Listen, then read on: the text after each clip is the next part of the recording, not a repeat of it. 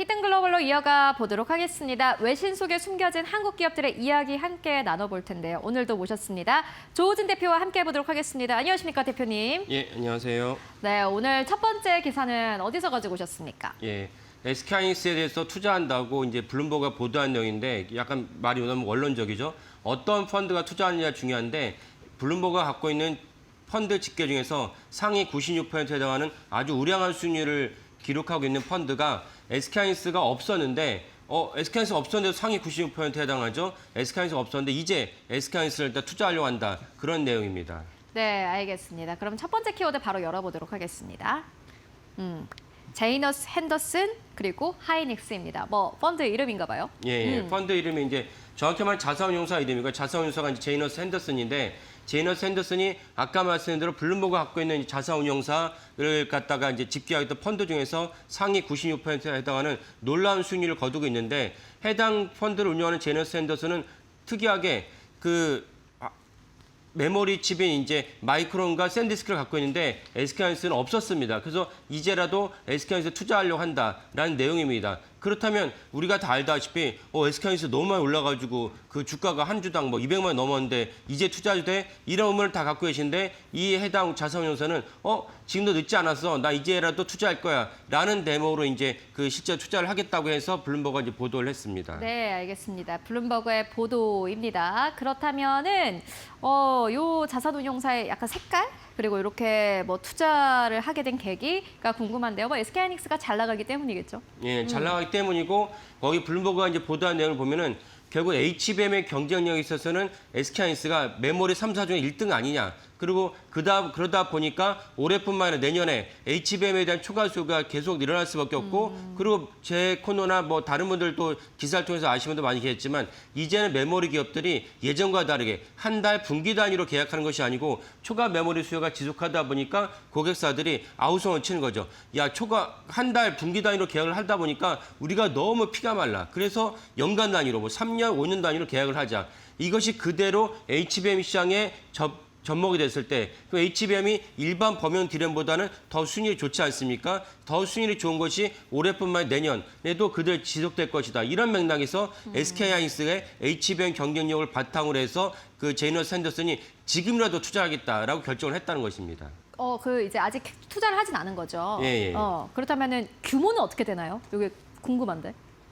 규모라면 여기가 운영하는 자산운용사의 규모가 한 96억 달러 정도로 얘기를 했는데 이 중에서 모두 다 SK하이닉스가 투자하는 것은 아니고 그죠? 이제라도 투자하겠다는 것이고 그리고 이제 우리가 알다시피 SK하이닉스가 이제 벌써 1000% 넘게 수익을 거뒀습니다. 1년 수익률이. 그러니까 어제 종가 기준에서 1년 수익률이고 이 블룸버그 해당 기사를 갖다가 만들었을 때는 물론 릴리스는 어제 했지만은 실제로 해당 제이너스 핸더슨과 인터뷰가 이런 것은 이제 5월 28일 기준으로 해서 기사를 작성했습니다. 그래서 5월 28일 기준이나 뭐 어제 작성한 기준이나 크게 다르지 않습니다. 그래서 1년 수익률을 기준했을 때 5월 28일 기준으로 하면은 SK하이닉스 수익률이 1000% 넘습니다. 그리고 다른 어떤 메모리 3사 기준했을 때도 그 삼성전자 같은 경우는 580%. 5월 28일 기준입니다. 네. 마이크론도 900% 정도 수익률을 거뒀습니다.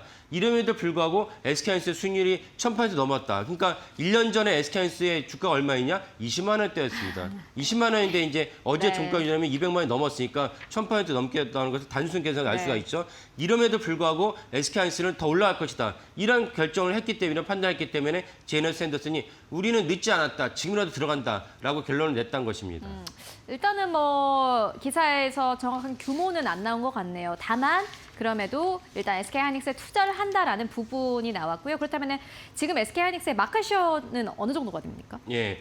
그럼 HBM이 중요하다고 해서 이제 투자를 한다면 HBM 시장에서 이제 그 SK하이닉스가 갖고 있는 마켓시어 MS가 얼마냐라는 것을 봐야 되는데 블룸버그의 집계에 따르면 이제 마켓시어는 SK하이닉스가 55% 됩니다. 그 나머지를 갖고 이제 삼성전자가 마이크론이 나란히 20% 이상씩 나눠 갖고 있는데 이거는 블룸버그 입장이고 저는 그보다도 SK하이닉스의 그 마켓시어가 높다 봅니다. 그러니까 블룸버그가 집계한 HBM 뭐냐면 엔비디아, 뭐 AMD, 뭐 심지어 테슬라도 HBM 필요합니다. 이런 것들 다 합친 모든 HBM 시장에서 SK하이닉스가 55%인 거고 제가 말하는 거는 그런 거는 다 중요한 것보다 안 중요한 건 아니지만 더 중요한 것은 엔비디아에서 차지하는 SK하이닉스 비중이 얼마냐라는 관점에 봤을 때 저는 SK하이닉스 비중이 또 높다. 왜냐하면 엔비디아가 더 많은 그 단가를 쳐주기 때문이죠. 그래서 엔비디아 기준으로 했을 때 HBM 시장에서 SK하이닉스 비중은 75% 이상으로 저는 봅니다. 그럼 나머지 그 25%를 갖고 이제 삼성전자랑 마이크론이 나눠 갖고 있다라고 보시면 되겠습니다. 이런 맥락에서 그 삼성전자는 마이크론보다 더 낫다라고 봅니다. 그런 맥락에서 SK하이닉스가 75% 이상의 마켓쉐어를 갖고 있으니까 적어도 엔비디아에서 비중만 본다면요. 그렇다면 사실은 이 제이너 샌더슨의 그 투자 결정했다는 이 결론이 저는 이제 옳다고 봅니다. 네, 알겠습니다. 일단은 SK 하이닉스를 바라보는 시선이 여러 가지가 있을 텐데 두 번째 키워드로 만나보도록 하겠습니다. 주가 무서워요라는 키워드인데요.